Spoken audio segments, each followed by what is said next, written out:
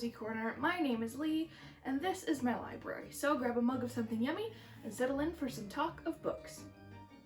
I don't know if you were able to tell by that intro, but Halloween is my favorite holiday. I love it so much.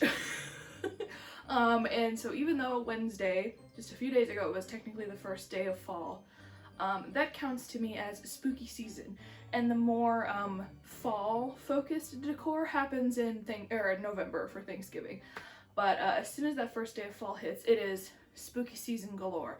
And it's taken me actually quite a long time to be able to have a designated corner for Cozy Corner to be in.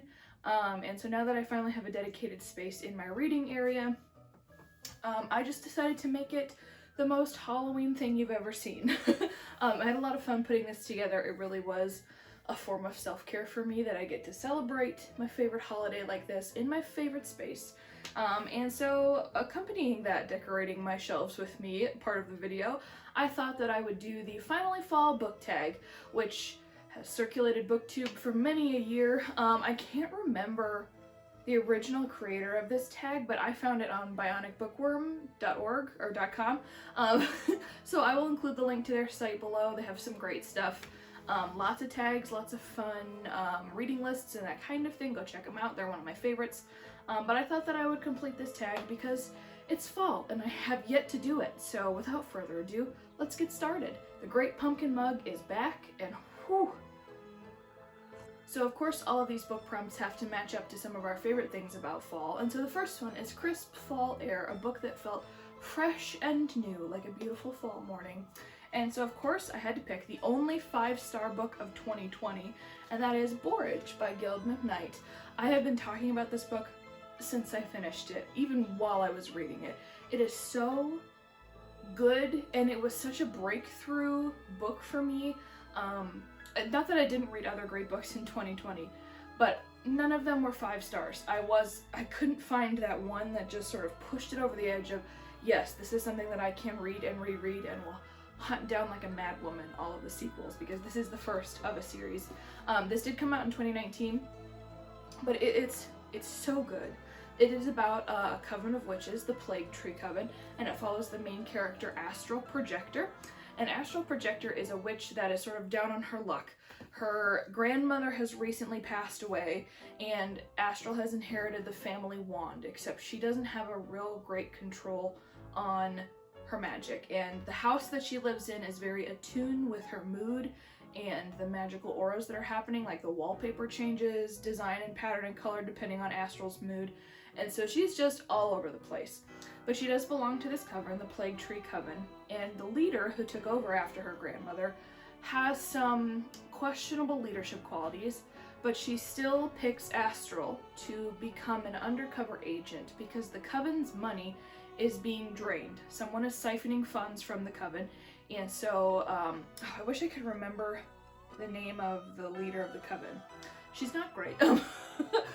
But she picks Astral to go undercover at Black & Blacker Finances, which is the finance company that controls the coven's money, or protects the coven's money, to find out where the leak is coming from.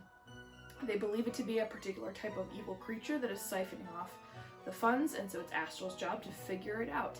And while she is there, she uncovers secrets about Black & Blacker Finances, she uncovers secrets about her co-workers that she's undercover working with, she uncovers secrets about her coven, and then there's one particularly big plot that, a secret plot that is happening behind the scenes that she stumbles onto under the pretense of figuring out where the money is going. And this is a Sapphic Romance. For those of you wanting a good spooky, witchy, Halloweeny Sapphic Romance, you've got it. Astral begins to form a connection with Abby Black, who is the CEO, I believe, of Black & Blacker. She is the Black of the Black & Blacker. And this book is so good. It's so atmospheric. It's hilarious. Astral herself is such an iconic character. There is an incredible cat. There is lots of baked goods. Astral is a home and hearth witch, and so it is just the perfect combination of the dark and spooky, the magical, and the cozy parts of fall. It's so good. I should also say that I've tried to keep the books that I picked more closely related to fall and Halloween so that they're more atmospheric, because I really love giving those kinds of recommended reads, particularly if we are in a certain season or time of year. So that's why I picked the books I did. So the next prompt is Howling Winds, a book with an ending that blew me away. And actually, as I was pulling books off the shelves, I realized that I read this book and Borage at the same time in one reading vlog, but they were both so good. So the one that I picked for the Howling Winds prompt is Revolution by Jennifer Donnelly. So this follows the story of Andy, who is in modern day Paris, and Alexandrine, who lives in Revolution era Paris. Let's start with Andy, because there's a lot that happens in this book. Andy is really struggling during her senior year of high school. Her parents have separated, but her brother has recently died, and so her dad, basically to get her to shape up and finish her senior year strong, brings her to Paris with him because he is, I believe, a forensic scientist or forensic historian, and has been called to Paris because someone believes they have discovered the heart of, I'm gonna forget his name, Louis. He's the Dauphin of France, so the son of Marie Antoinette. And so in the modern day, they believe they discovered his heart, which is rumored to have been missing from his burial. And so he is called to Paris to go see if it's true and to confirm it or not. And he drags Andy with him. And Andy, while she's there, discovers this guitar case. And in this guitar case, she finds a diary of Alexandrine. And now Alexandrine is not just your run-of-the-mill Parisian girl. She actually was conscripted to spy on the royal family for the revolution, but eventually she bonds really well with Louis and becomes his very dear friend, and so tries to help them escape, and becomes deeply involved in the conspiracy and betrayals surrounding the royal family being executed. This book is very dark and atmospheric. Like I said, it is insane the amount of roller coasters that happen in here. And in that vlog, I had to record myself reading this particular turning point at the end of the book, like the last fifth of the book. Something, I've already used the word insane, something bonkers happens that completely floored me. I was not expecting it. I did not see it coming, and it changed how the book ended. I'm fairly decent at calling the endings of books. I've read enough in my life that's 8 times out of 10 I'm fairly able to predict what's gonna happen. Did not see this coming until I was right on top of it. It was so good. The only thing that prevented me from giving this book 5 out of 5 stars, I almost did, was how dark it was, because it deals with very heavy topics like suicide and death and trauma and assault and that kind of, it's a very dark book. This is youth fiction, by the way. I didn't realize this. This is a library rescue, but I didn't realize this until last week or so when I was putting things back on the shelf when I was redecorating. It's very dark, so there's a lot of trigger warnings in there, but that was what prevented me from giving it 5 stars. But it was so good, and it's rare that an ending surprises me anymore, and it fully got me. Where would we be in the fall without cozy sweaters? Comfy, cozy sweaters. I don't have one on right now. I have a turtleneck on, which is also comfy and cozy.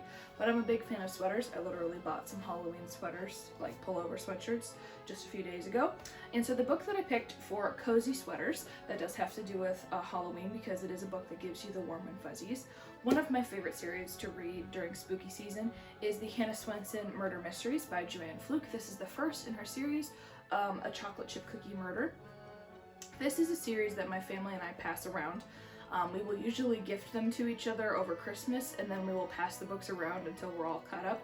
This is like at least 25 installment series. All of them are themed on a particular baked good. So this follows the story of Hannah Swenson, and she is the proprietor of a bakery business called The Cookie Jar in Lake Eden, Minnesota. And in Lake Eden, it's a very small town, Hannah accidentally stumbles upon someone who has been murdered in her shop. She has just opened this fresh off a new breakup, moving to Lake Eden, looking for a change of scenery, a new start to her life, and her new business ends up having a dead person in it. And so she, with very little help from the police department, decides that she's going to solve it herself. She sort of stumbles her way onto solving it in this first installment, but as the times go on and more books happen, she finds a dead person and she's like, all right, now what am I going to do to solve it? She sort of grudgingly realizes that she's sort of like a magnet for murder mysteries. And this town is full of very quirky characters, and Hannah is, I think, such a enjoyable narrator in these stories. And oh, I should say, the best part is that Joanne Fluke doesn't leave you hanging. She gives you recipes for everything that she comes up with in these books, and they're really good. So that's the beginning of this first one. Like I said, there are so many left in this series, and they cover the entirety of the year. But I just love reading these around Halloween because a good cozy murder mystery, something that you can fly through, they're just so much fun. You know, the format is the same, the characters are different, the how they did it changes, but you know what you're getting, you know, and you just need that warm fuzzy in the middle of all the spooky dark. One of my favorite things about fall is driving down the highway, whether it's on my way to work or whether, you know, we're going out doing shopping or something like that, and you come over a hill and you just see, you can see for miles where I live, and you can see all the trees changing color, and you can see all the cornfields drying out, and it's just something about that aesthetic really gets me. And it's why I was so excited that there was a prompt in here for bright colors, which means that I needed to pick a book cover with a red, yellow, or orange design on it. Hang on, I gotta take a drink. And so why not pick one of the favorite books that I read in 2019, and that is Running with the Demon by Terry Brooks. This is book number 1 in the Night and the Word, I believe that's the series, the trilogy's name, and based on what happens chronologically in the books, this is the first trilogy of the Shannara Chronicles by Terry Brooks, which it's a great TV show. The books are awesome, and so I was turned on to this by a friend in college, and I was like, oh, that's a really interesting story, and I watched the TV show of the Shannara Chronicles. I'm like, that's awesome.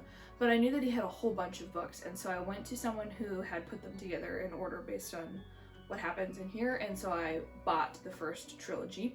And so this follows the story of a character named Nest, and Nest is very attuned with nature. She has always had a connection to nature. She can communicate with it, and there is a little sprite who comes and visits her. But Nest notices that some of the trees in her forest are dying, and there is a gross kind of green fungus slime thing that is seeping out of these really old trees. And so Nest meets this mysterious character whose name is John Ross, and John Ross is known as a walker, someone who has walked the earth for thousands of years, and John's job is to battle demons to prevent basically the apocalypse from happening, and he has been conscripted and will not be done until the powers that be say he is done. And so he and Nest partner up, and Nest's grandma does not want Nest to find out that she has magic, because her mother was basically driven mad by magic, and so her grandma wants to protect Nest from that and to keep her from her destiny. There is also a lot of very dark things that has happened in Nest's past, particularly about who her father is, and so it's just the story of this girl who basically finds herself in charge of battling demons and protecting Earth and the magic that comes from these trees. And if you know what the Shannara Chronicles entails, and you know about the setting and the premise of the show and the power the trees have and the magical beings that take place in that particular part of the series, then the significance of what happens in here becomes much more clear. These are great books. There's 3 of them. What is it? This one, Running with a Demon, A Night of the Word, and Angel Fire East, I think are the 3. Oh no, this is the Word in the Void trilogy. That's what it is. Word in the Void trilogy, yeah. They're all really good, and it spans several years, so Nest grows up in each of the trilogy. And so they're just so good. Again, it is very atmospheric, very naturey, very woodsy, obviously, because she spends time in the woods. But it's good demon writing, and you get to learn a little legend and lore from a great series. Next, I haven't done this in years, but I really want to. The next prompt is A Leaf Fight, a book with non-stop action. I used to love making big leaf piles as a kid. I don't know who didn't, but that, you know that when you jump in the leaf pile and it's that smell? I know that it's decaying leaves, but it just smells so good. And it's all kind of pokey but also cozy, and then you go inside and you have apple cider. Maybe that's just me. But I had several choices that I was going to pick for the nonstop action, because I have read quite a few actually over the past few years. But I decided to pick one that's been on my shelf for a while, and also related to Halloween, has to do with angels and demons. Very popular costumes. And that is the Halo Trilogy by Alexandra Adornetto. I do have to say that this is a book that I read this in high school, early high school, and I loved them. They were so good. I have since reread them, and I didn't like them quite as much. However, I think they are perfect for a transition from middle school to high school. It was more just about reading content level. It didn't engage me as an adult as much as it did as a kid, which is fine. That happens sometimes. This follows the story of 3 angels who are sent from heaven to protect the earth, which is falling heavily into darkness. They are sent to a particularly dark spot, and their names are Gabriel, who is a warrior, Ivy, who is a healer, and Bethany, who is the youngest angel and the most human. She has only recently become an angel, is very new, but she's still obviously around the teenage age. And so they end up coming to this town, and Bethany enrolls in high school, and there she meets Xavier Woods, and they form an attachment, but also are fighting this huge evil that is threatening to take over this town, and it manipulates all of its residents. And so Bethany is really battling the love that she has for Xavier and the fact that she is a divine being. And of course, she and her siblings have to battle the evil, and will Xavier find out their secret, and yada yada yada. So it's a great romance. It's a really interesting modern take on some topics of divinity, good and evil. There are 2 more. This is the first, Halo. The second is Hades, and then the third is Heaven. And I really do like these, and eventually I think I probably will reread them, hopefully, to decide whether I want to keep them on my shelves, but they were really good, and it is very much, Alexandra Adornetto, in an interview she gave, she was very young, I think she was 19 when the first one was published, and she was talking about the process of her reading it and her inspiration, or writing it, and her inspiration for the character Xavier Woods was based on old rock and roll, sometimes country, a lot of Johnny Cash, that kind of thing. So it has a little bit of that gritty vibe compared to the really pure aesthetic of Angels. And so it's a really interesting vibe, and I really liked it. Hades, which is the second book, has to do more with the Prince of Hell, but it's like I said, a very fast-paced series. I would recommend getting all 3 of them because you will fly through all 3, and it's a really interesting storyline. I kind of almost wish that for adults it would have been combined into one book, but I can see why she split them up, because, you know, you're reading more for the romance than the good versus evil story. But it's very action-packed. You're always wondering what's going to happen next. So I would heavily recommend, if you are wanting to read something like this with a good, easy-to-read romance, or if, you know, you're that age where you want a good transition book from middle school to high school. And the last prompt for the finally fall book tag is pumpkin spice, which of course is everyone's most anticipated drink. Actually, I'm kind of picky with where I like my pumpkin spice. I'm more of a pumpkin spice in food than I am a pumpkin spice in drink form. But I do like the pumpkin sweet cream cold brew. I will occasionally get that if I'm grocery shopping. But the book that is the most anticipated read for me, I actually decided to take it from my personal TBR, which is over here, rather than my assigned TBR for this year. And that is The Dark Days Club by Alison Goodman. This is by no means a new book. It has been around for a long time, but I picked this up also at a library rescue sale because it looked so good and so intriguing. Again, very dark and atmospheric. So this follows the story of Lady Helen Wrexell, I think is her name. And Helen lives in 1812 in Regency, England, during the time of King George III. And Helen lives a pretty idyllic life until one of her maids ends up murdered, I think, or just found dead. And then Lady Helen is thrown into the underbelly of Regency, London. And there she meets, what's his name? Oh yeah, Lord Carlston, who is assigned to track down the perpetrators of the people doing the dark deeds, like murdering maids, which is actually a cabal of demons, more demons.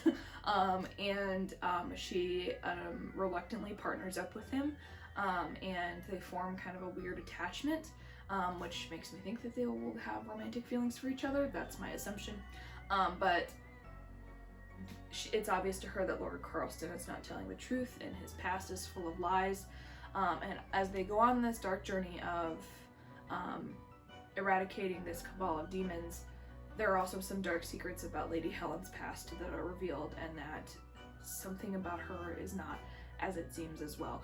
And I didn't do a great job of explaining that, but this sounds like a really interesting read. Again, very a Regency romance wrapped up with the mystery of figuring out how to get rid of these demons. And, you know, it's just... I watched The Nevers recently on Amazon Prime, the first season, and I kind of feel like it's going to be a little bit like that. Maybe less magical creature, but that kind of vibe where, you know, they're battling an evil, but they're trying to figure out who everybody is, if that makes sense. If you've seen The Nevers on Amazon Prime, you'll know what I'm talking about. Anyway, I'm really excited to read this. It looked so interesting, and again, very dark and atmospheric and spooky. So those were all of my suggestions for the Finally Fall book tag. I had a lot of fun putting this together. I'm so excited to read more fall, spooky, atmospheric books. Like I said, it's my favorite time of year. So thank you for joining me on this video. If you liked this video and you like decorating and you like fall and you like books, go ahead and give this video a like and subscribe to my channel because it really does help me out, and let me know what you guys want to see. As always, a huge thank you to the friends and family who have readily supported me along this journey. It truly means the world to me, and I can't wait to see what's on the next page. Cheers.